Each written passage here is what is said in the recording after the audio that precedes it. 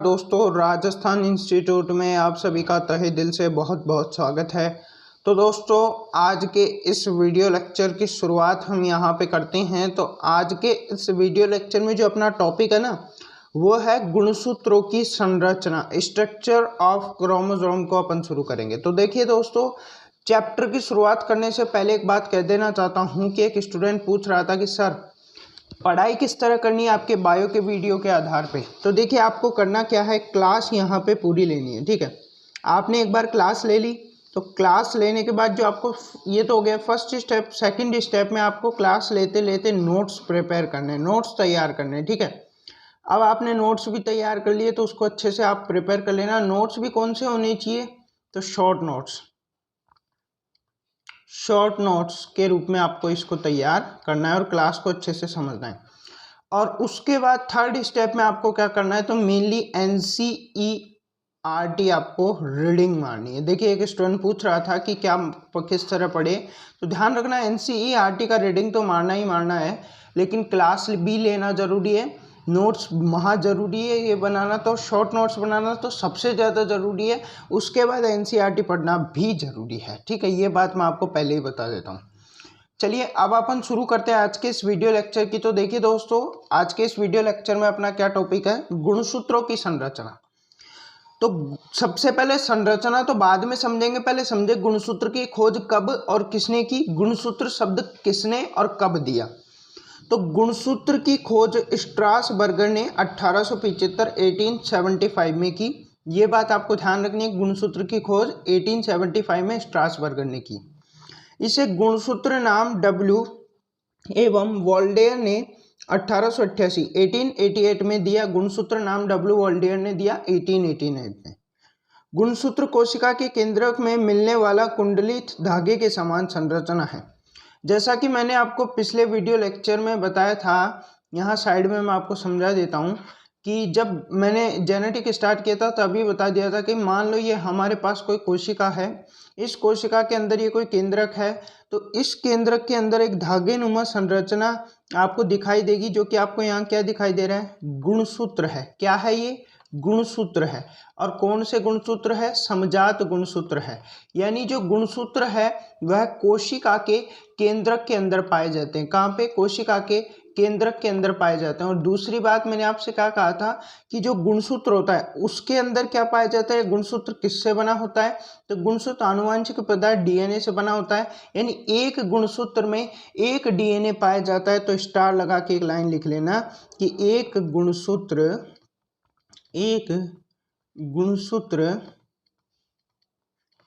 एक डीएनए के अणु का बना होता है। एक डीएनए के अणु का बना होता है, अणु का बना होता है। तो एक जो गुणसूत्र होता है वह एक डीएनए के अणु का बना होता है। चलिए, अब आ जाइए अपने इसी टॉपिक के ऊपर वापस। तो देखिए, वापस आ गए अपने टॉपिक पर। तो प्रत्येक जाति के जीवों में इसकी संख्या निश्चित होती है। इसे द्विगुणित 2n द्वारा प्रदर्शित किया जाता है। देखिए, गुणसूत्र की संख्या हर एक जीव में निश्चित होती है। जैसे मनुष्य की अगर मैं बात करूं तो मनुष्य में गुणसूत्र की संख्या कितनी होती है, कोई बता सकता है, तो बिल्कुल सर 46 होती है, 46 होती है। प्रत्येक जाति में इसकी संख्या निश्चित होगी। और ये जो गुणसूत्र होता है वह द्विगुणित 2n अवस्था में पाया जाता है। जैसा कि मनुष्य में 2n यानी द्विगुणित 46 गुणसूत्र पाए जाते हैं, गेहूं में 42 और घरेलू मक्खी में 12 गुणसूत्र पाए जाते हैं। यह आपको यहाँ पे ध्यान में रखना है, जो गुणसूत्र है वह द्विगुणित होता है। द्विगुणित यानी 2n अवस्था में पाया जाता है। कौन सी अवस्था में, 2n अवस्था में पाया जाता है। जैसे मनुष्य में 2n बराबर 46 गुणसूत्र यानी द्विगुणित 46 गुणसूत्र पाए जाते हैं। अर्धसूत्री विभाजन के फलस्वरूप बने युग्मक शुक्राणु एवं अंडे में गुणसूत्रों की संख्या आधी रह जाती है। देखिए, मैं आपको समझा देता हूँ इधर साइड में। हमारे शरीर में कितने गुणसूत्र होते हैं, अगर मैं आपसे एक क्वेश्चन पूछना चाहूँ कि मनुष्य में कितने गुणसूत्र होते हैं, तो आपका सीधा सीधा जवाब होगा कि सर मनुष्य में तो 46 होते हैं। ठीक है, अब जो अगर मैं बात करूं कि शुक्राणु अंडाणु यानी युग्मकों का निर्माण कैसे होता है, तो युग्मकों के निर्माण की एक सिंपल सी प्रक्रिया है। क्या? तो देखिए सबसे पहले यहाँ पे जो मनुष्य है उसके अंतर्गत सबसे पहले अर्धसूत्री विभाजन होगा। क्या होगा? अर्धसूत्री विभाजन। और ये जो अर्धसूत्री विभाजन होगा, इस विभाजन के फलस्वरूप, विभाजन अर्धसूत्री विभाजन के फलस्वरूप यहाँ पे एक कोशिका में उपस्थिति है, कोई कोशिका है, इस कोशिका में जो 46 गुणसूत्र होंगे वे दो भागों में बढ़ जाएंगे। कौन से दो भाग? एक तो 23 गुणसूत्र और दूसरा 23 गुणसूत्र, यानी ये 23 गुणसूत्र में बदल जाएंगे। और किस में चले जाएंगे? तो ध्यान रखना, युग्मक में चले जाएंगे। किस में? गुणसूत्र। तो कहाँ चले जाएंगे? युग्मक में चले जाएंगे। उसके बाद ये कहाँ चले जाएंगे? युग्मक में चले जाएंगे। तो जो युग्मक यहाँ पे मनुष्य में बनता है, जो युग्मक मनुष्य में बनता है उसमें टोटल कितने गुणसूत्र होते हैं? तो 23 गुणसूत्र होते हैं। टोटल कितने होते हैं? 23 गुणसूत्र। ठीक है। और एक क्वेश्चन यहाँ से ये भी पूछ लिया जाता है ऊपर से गुणसूत्र से संबंधित कि मनुष्य में कितने जोड़ी गुणसूत्र पाए जाते हैं? तो 23 जोड़ी गुणसूत्र पाए जाते हैं। तो यहाँ पे तो देखो क्या हो गया, ये 23 जोड़ी बट गए, तो 23 गुणसूत्र एक युग्मक में चला जाएगा, 23 दूसरे में, 23 तीसरे में। इस तरह जो एक युग्मक होगा उसमें कितने गुणसूत्र होंगे? 23 गुणसूत्र होंगे। ठीक है। और वैसे हमारे कोशिका वगैरह में कितने होंगे? तो 46 होंगे। परंतु अर्धसूत्री विभाजन के कारण ये 23 हो जाएंगे युग्मक के अंदर। यानी वैसे तो हमारी कोशिका में ये द्विगुणित 2n अवस्था में पाए जाते हैं, परंतु ध्यान रखना युग्मक में ये अगुणित अवस्था यानी n अवस्था में पाए जाते हैं। कौन सी अवस्था में? अगुणित अवस्था में। यानी युग्मक में हमारा जो गुणसूत्र है वह अगुणित अवस्था में पाया जाता है। चलिए अब आ जाइए वापस से नोट्स पर। आगे देखिए, बहुत अच्छी सी लाइन यहाँ पे लिखी हुई है, आपको समझ में भी आएगी। 1 सेकेंड। इन्हें अगुणित n गुणसूत्र कहते हैं। मनुष्य के युग्मकों में n बराबर 23 जोड़ी गुणसूत्र होते हैं। तो जैसा कि मैंने आपको बताया कि मनुष्य के युग्मकों में कितने गुणसूत्र होते हैं? 23 जोड़ी गुणसूत्र होते हैं। कितने? 23 गुणसूत्र n अवस्था, अगुणित अवस्था में पाए जाते हैं। देखिए द्विगुणित 2n अवस्था वाले गुणसूत्र में प्रत्येक जोड़ी गुणसूत्र जो आकार आकृति माप में समान होता है समजात गुणसूत्र कहलाता है। तो यहाँ से समजात गुणसूत्र की परिभाषा उठाना नोट्स में कि वे गुणसूत्र जो आकार माप और आकृति में कैसे हो? समान हो। कैसे हो? इनमें समान हो। तो वे गुणसूत्र कैसे गुणसूत्र कहलाएंगे? तो समजात गुणसूत्र कहलाएंगे। ठीक है। ये परिभाषा यहाँ पे क्लियर होती है। आगे देख, सभी इंपॉर्टेंट चीजें यहाँ पे कवर करेंगे अपन। गुणसूत्रों की संरचना से संबंधित बात करेंगे। तो गुणसूत्रों की जो संरचना है, देखिए ध्यान रखना, प्रत्येक गुणसूत्र डीएनए के एक अणु का बना होता है। जैसा कि मैंने आपको बताया कि कोशिका के अंदर केंद्रक के अंदर धागे नुमा संरचना गुणसूत्र होती है, और ये जो गुणसूत्र होता है ये एक गुणसूत्र एक डीएनए के अणु का बना होता है। जबकि जीन उसी डीएनए का एक खंड होता है। तो जीन क्या होता है? डीएनए का खंड होता है। कौन सा खंड? डीएनए का वह खंड जो प्रोटीन निर्माण करता हो, वो क्या हो जाएगा? जीन हो जाएगा।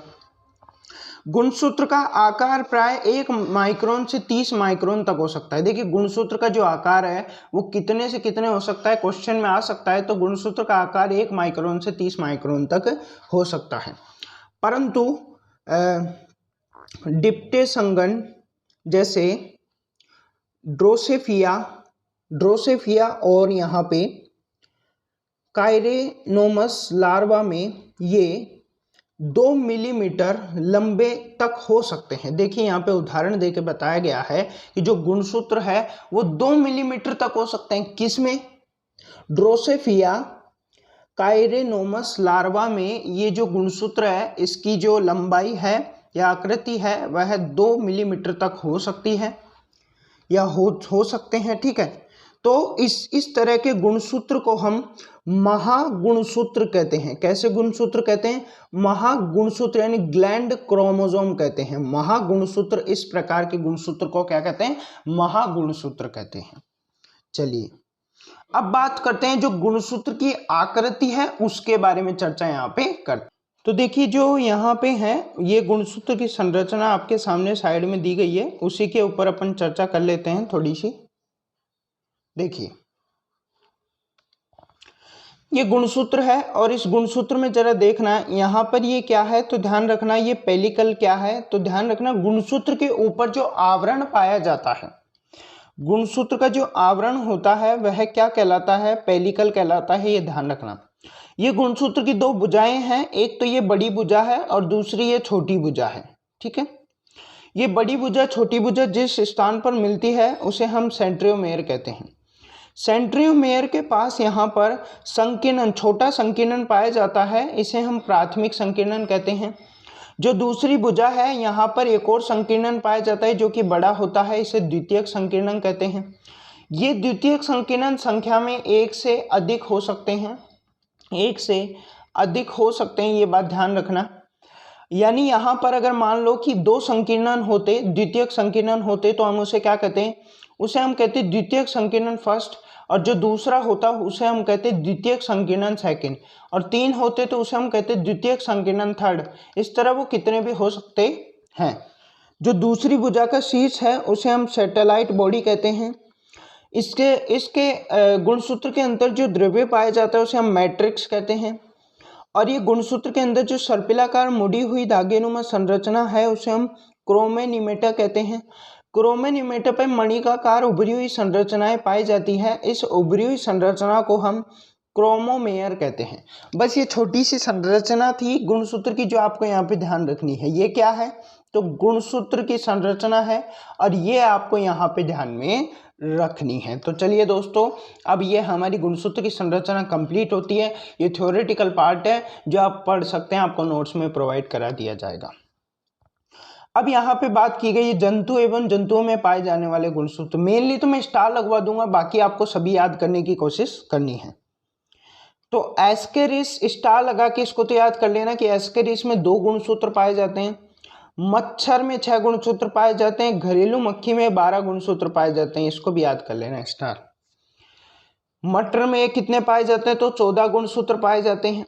और साथ ही साथ प्याज की बात करें तो उसमें 16 गुणसूत्र, मक्के में 20 गुणसूत्र, तो टमाटर में 24 गुणसूत्र, मेंढक में 26 गुणसूत्र, ये भी स्टार।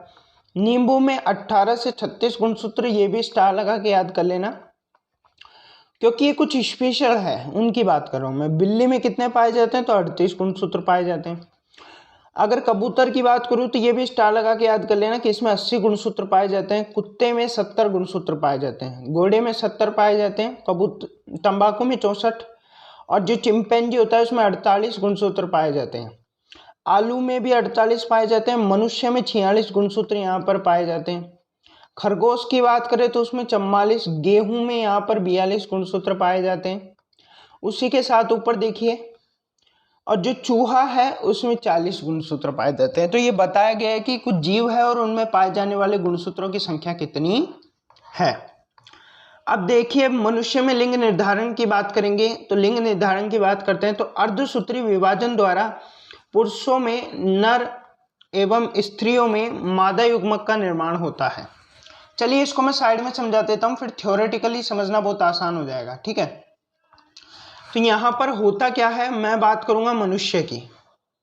किसकी बात करूंगा मैं यहाँ पर, मनुष्य की। तो जैसा कि आपको यहाँ पे पता है कि मनुष्य के अंतर्गत क्या होता है, अर्धसूत्री विभाजन होता है।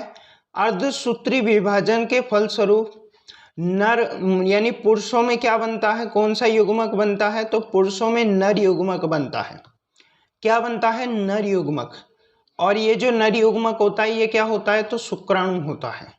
ठीक है, यहाँ पर ये बात कंप्लीट है। उसके बाद यहाँ पे बात करेंगे महिला की।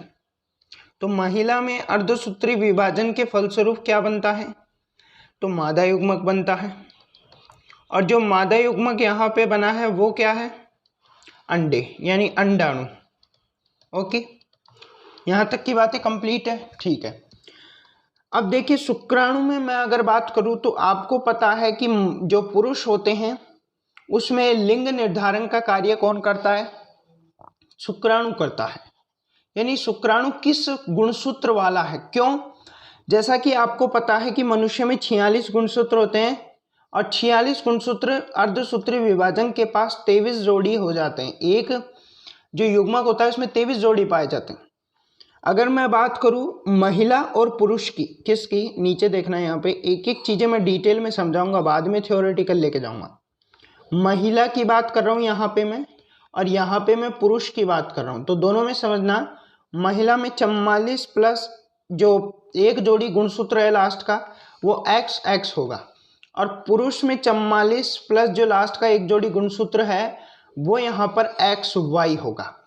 अब 23 गुणसूत्र में चले जाएंगे, यानी ये जो 44 XX है ये क्या हो जाएगा, 22 प्लस X हो जाएगा, और ये 22 प्लस X हो जाएगा। यानी इसका मतलब जो महिला में युग्मक पाए जाएंगे वो एक ही प्रकार के होंगे, 22 प्लस X। लेकिन पुरुषों की बात करें तो पुरुषों में 22 प्लस X एंड यहाँ पे होगा 22 प्लस Y, यानी पुरुषों में दो प्रकार के युग्मक होंगे। अगर मान लो कि पुरुष का 22 प्लस S युग्मक महिला के 22 प्लस X युग्मक से संकरण या निषेचन करता है तो यहाँ पर कौन जन्म लेगा, तो ध्यान रखना महिला जन्म लेगी, क्योंकि जो हमारे पुरुष और महिला होते हैं इसके 44 गुणसूत्र तो समान रहते हैं, परंतु लास्ट का एक जोड़ी गुणसूत्र भिन्न होता है। यानी महिला में तो समान होता है तो जो, परंतु पुरुषों में असमान रहता है। तो यहाँ पर ये क्या बनेगा, ये बनेगा 44 प्लस XX बनेगा, तो इसका मतलब ये महिला होगी। अगर मान लीजिए कि यहाँ पर 22 प्लस X 22 प्लस Y से करे तो क्या बन जाएगा, 44 प्लस XY बन जाएगा, ये कौन है, पुरुष है। तो आप इस चीज को यहाँ पे समझ गए होंगे कि लिंग निर्धारण का कार्य कौन करता है। तो लिंग निर्धारण का कार्य, एक क्वेश्चन यहाँ से बनता है कि लिंग निर्धारण का कार्य कौन करता है। तो लिंग निर्धारण का कार्य ध्यान रखना, लिंग गुणसूत्र करते हैं। और लिंग गुणसूत्र कौन से गुणसूत्र होते हैं, तो लास्ट के जो गुणसूत्र होते हैं वो लिंग गुणसूत्र होते हैं। महिला के लिंग गुणसूत्र की बात करूं तो XX होगा और पुरुष की बात करूं तो XY होगा। बस सिंपल सी बात है। अब आ जाओ अपने टॉपिक के ऊपर। वही थ्योरेटिकल चीज़ें समझना बहुत अच्छा रहता है तो उसको समझ लेते हैं। देखो जनरली तो मैंने आपको समझा दिया है। देखिए यह युग्मक जनन कहलाता है, यानी युग्मकों के निर्माण की प्रक्रिया क्या कहलाती है, युग्मक जनन कहलाती है। इस युग्मक में निषेचन से युग्मनज बनता है। देखिए युग्मकों का निषेचन होगा, नर युग्मक मादा युग्मक निषेचित करेंगे तो क्या बनेगा, युग्मनज बनेगा। और युग्मनज से परिवर्धन से भ्रूण बनता है, और भ्रूण से क्या बनता है, तो शिशु बनता है। आपको ध्यान रखना है कि युग्मकों के निषेचन से युग्मनज बनेगा, युग्मनज से भ्रूण बनेगा और भ्रूण से शिशु बनेगा। अब यहाँ पर पुरुष की बात की तो पुरुष में 44 प्लस XY 44 प्लस XY और स्त्री में 44 प्लस XX। पुरुष और स्त्री में 44 गुणसूत्र समान है, परंतु लास्ट का एक जोड़ी पुरुष में XY होगा और महिला में XX होगा। अर्धसूत्री विभाजन के फलस्वरूप ये 23 गुणसूत्र में बदल जाएंगे, यानी 22 प्लस X और 22 प्लस Y। और यहाँ पर भी 22 प्लस X और 22 प्लस X में चले जाएंगे। जब हम यहाँ पे अब संकरण कराएंगे तो देखना संकरण में क्या होगा। संकरण में देखिए जब ये X गुणसूत्र इस X गुणसूत्र पुरुष के X गुणसूत्र से संकरण करेगा तो XX आएगा, जो कि क्या होगी, पुत्री होगी। अब यही X गुणसूत्र पुरुष के Y गुणसूत्र यही पुरुष का X गुणसूत्र महिला के दूसरे X गुणसूत्र से करेगा तो भी पुत्री जन्म लेगी। अब पुरुष का Y गुणसूत्र इस X गुणसूत्र से संकरण करेगा तो पुत्र जन्म लेगा, और उसी तरह पुरुष का Y गुणसूत्र यहाँ पर महिला के दूसरे X गुणसूत्र से संकरण करेगा तो पुरुष जन्म लेगा, जो कि मैं आपको बता चुका हूँ कि XX महिला होगी, XY पुरुष होगा। ठीक है, अब चलिए आपको थ्योरेटिकली समझा देते हैं। देखिए मनुष्य में XY प्रकार के गुणसूत्र द्वारा लिंग निर्धारण किया जाता है। देखिए पुरुष के जो XY होते हैं वही लिंग निर्धारण करते हैं। क्यों? क्योंकि अगर पुरुष का 22 प्लस X वाला गुणसूत्र वाला जो युग्मक है वो महिला के युग्मक को निषेचित करता है तो यहाँ पर पुत्री जन्म लेगी। और अगर मान लो पुरुष का 22 प्लस वाई गुणसूत्र वाला जो यहाँ पर गुणसूत्र वाला जो यहाँ पर कहने का मतलब जो युग्मक है वो महिला के युग्मक को निषेचित करेगा तो पुत्र जन्म लेगा। यानी निर्धारण का कार्य कौन कर रहा है? एक्स वाई गुणसूत्र कर रहा है। मनुष्य का प्रत्येक कोशिका में 46 गुणसूत्र तथा 23 जोड़ी गुणसूत्र पाए जाते हैं। इस 23 जोड़ी गुणसूत्र में से 22 नर एवं मादा एक समान होते हैं। इन 22 जोड़ी को समसूत्री युग्म कहते हैं। ध्यान रखना, 22 जोड़ी गुणसूत्र नर एवं मादा में समान होते हैं तो इसे समसूत्री गुणसूत्र कहते हैं।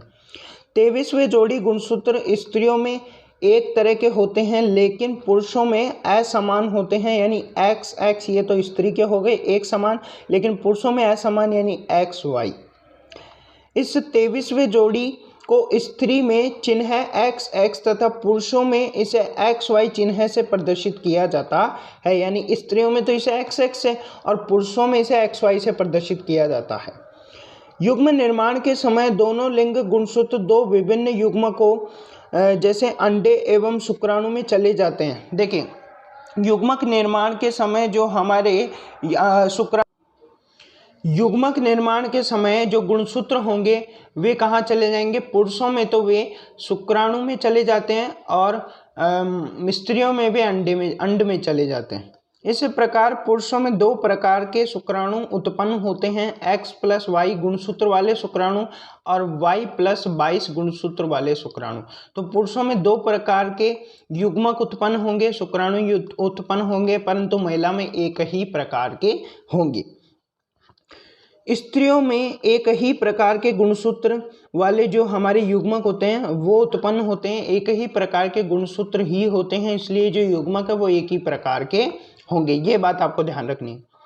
यदि x प्लस वाई गुणसूत्र वाला शुक्राणु x प्लस वाई गुणसूत्र वाले अंडे को निषेचित करता है तो मादा शिशु जन्म लेती है। अगर मान लीजिए कि पुरुष का x 22 गुणसूत्र वाला जो शुक्राणु है महिला के x प्लस 22 गुणसूत्र वाले अंडे को निषेचित करता है तो यहाँ पर मादा शिशु जन्म लेती है, क्योंकि यहाँ पे जो लिंग गुणसूत्र वो कौन सा बनता है? एक्स एक्स बनता है। देखिए, इसका x इसके x से क्या करेगा?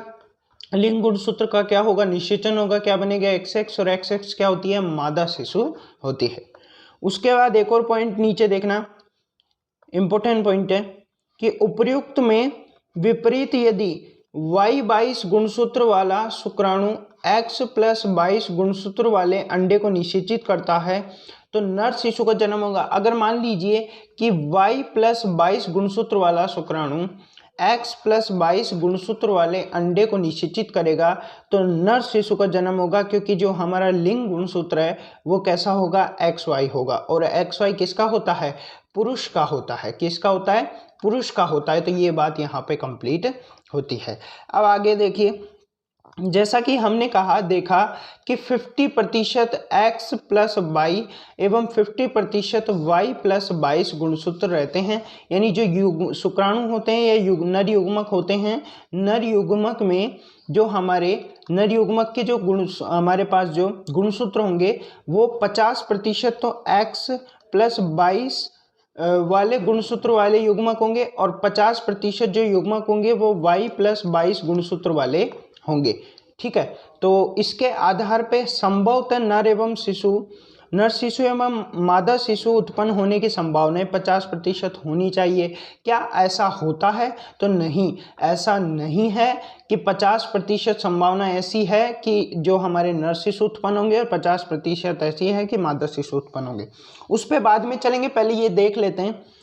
पुरुष एक्स वाई, महिला एक्स एक्स संकरण कराएंगे तो यहाँ पे पहले युग्मक देखेंगे तो पुरुष से एक्स वाई युग्मक मिलेगा, मादा से एक्स एक्स युग्मक मिलेगा।